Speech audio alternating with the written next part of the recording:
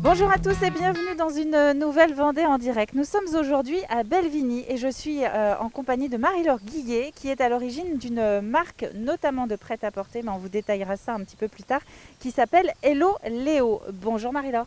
Bonjour Caroline. Alors l'idée de votre marque, d'Hello Léo, c'est de parler un petit peu de votre histoire puisque à l'origine de Hello Léo, c'est votre parcours et votre parcours notamment médical, je crois. Est-ce que vous pourriez nous en dire un petit peu plus d'où vient cette idée ?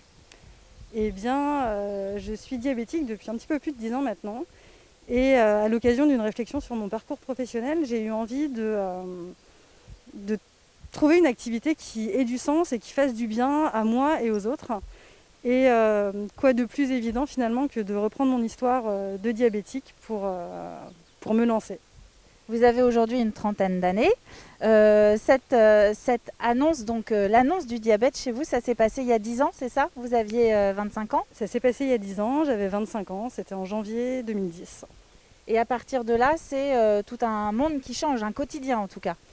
C'est un quotidien qui s'écroule pour mieux se reconstruire derrière. Mais c'est vrai qu'à l'aube de mes 25 ans, j'avais encore pas mes 25 ans. C'est une vie professionnelle qui se met en doute. C'est une vie personnelle aussi qui semble compliquée. Voilà. Avec tout un protocole assez strict, hein. Vous le connaissez peut-être vous aussi si vous êtes malade du diabète. Il y a notamment ces piqûres pour tester sa glycémie régulièrement. Et puis des visites aussi, je suppose, avec des spécialistes. C'est ça. Alors moi j'ai commencé avec des poly-injections, des injections régulières, plusieurs fois par jour, tous les jours, avec un régime strict, avec des horaires contraignants pour s'alimenter.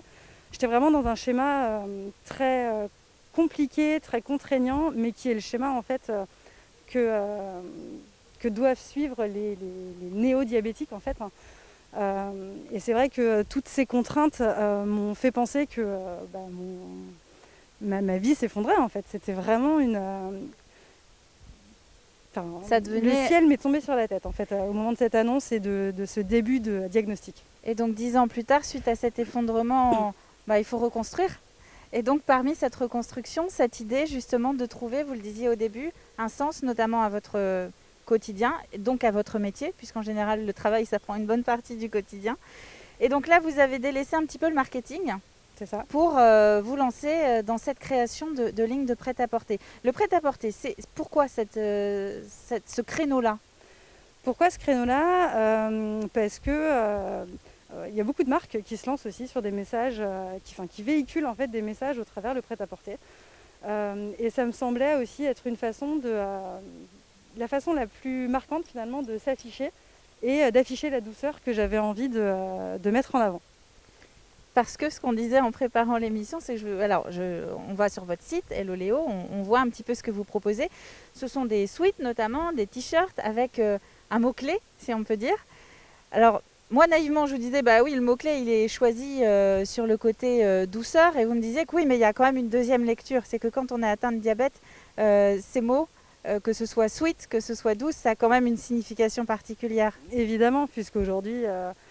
qui de plus sucré qu'un diabétique ? Alors c'est très ironique, hein, mais finalement, nous sommes les personnes les plus douces de la Terre.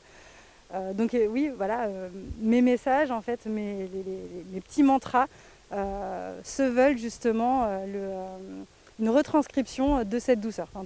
J'essaye toujours d'avoir un lien subtil avec la douceur du diabétique. Et alors ce lien subtil, on le retrouve aussi dans la marque, puisque je disais la marque, elle s'appelle Hello Léo, mais Léo, c'est pas n'importe qui.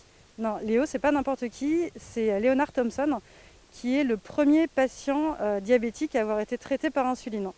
Donc vraiment l'idée, dès que j'ai pensé à la marque, j'ai eu envie d'avoir cette référence à ce patient-là, puisque c'est finalement grâce à lui, quelque part, aujourd'hui, que les diabétiques peuvent être traités et avoir une longévité plus importante qu'au siècle dernier. C'est un bel hommage que vous lui rendez. Et c'est pareil, le lancement, la date du lancement, donc en novembre, c'est pas par hasard. Non, finalement rien n'est laissé au hasard. J'attache beaucoup d'importance au symbole. Et Hello Léo a été lancé le 14 novembre dernier, qui est la journée mondiale du diabète. Tout ceci, tous ces petits signes, ça parle donc forcément aux diabétiques. Est-ce qu'ils vous transmettent des messages? Est-ce que vous avez un petit peu de retour depuis que vous avez lancé Hello Léo? Énormément. Au moment du lancement, il y a eu un véritable engouement. En fait, j'ai eu beaucoup de retours de diabétiques ou de proches de diabétiques qui trouvaient l'initiative extrêmement intéressante, qui aimaient voir un message positif qui était transmis. Certains m'ont demandé des conseils ou pour accompagner un proche qui venait juste d'être atteint du diabète. Alors, c'est pas mon rôle, moi, de me positionner comme aidante ou psychologue. Enfin, je veux pas. Oui, mais vous deveniez une personne accessible, mais voilà, et qui partage ce même quotidien. C'est ça. Je pense que, alors, je veux pas non plus dire que je personnifie le diabète, mais en tout cas, voilà, mon histoire, elle peut ressembler à beaucoup d'autres finalement. Parce que je pense qu'on est nombreux à avoir le même parcours d'une maladie qu'on ne connaît pas, qu'on découvre et qui nous tombe dessus comme un coup près. On est accompagné par le service médical, mais qui pose le diagnostic, nous aide d'un point de vue de la santé, nous aide à aller mieux. Mais finalement, on se pose beaucoup de questions sur notre vie quotidienne. Et je pense que là-dessus, du coup, mon message a eu un impact sur justement ces personnes ces néo-diabétiques, qui ont besoin de pouvoir se projeter et de se dire que finalement la vie elle peut être douce et qu'on peut très bien vivre avec un diabète et qu'on peut avoir une vie professionnelle, avoir une vie familiale, avoir des projets, voyager. Et vous disiez au début qu'il fallait retrouver un sens aussi à votre mission. Ce qu'il est peut-être bon de souligner, c'est qu'une partie des revenus, enfin de votre chiffre d'affaires, va être versée justement à la recherche contre le diabète, c'est ça? Tout à fait. Là encore, comme j'attache beaucoup d'importance au symbole, 3,1% des ventes sont reversées au Centre européen d'études du diabète, qui est un centre de recherche qui se trouve à Toulouse.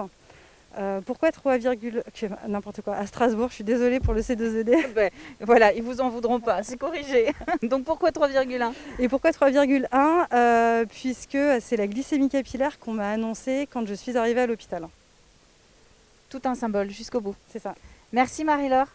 Merci à vous d'avoir créé cette marque Hello Léo. Hello Léo que vous pouvez retrouver évidemment sur internet, sur les réseaux sociaux. Et c'est donc une initiative de Marie-Laure Guillet qui habite ici à Belvigny. C'est la fin de cette Vendée en direct. On se retrouve dès demain pour un nouveau numéro. Bonne journée à tous.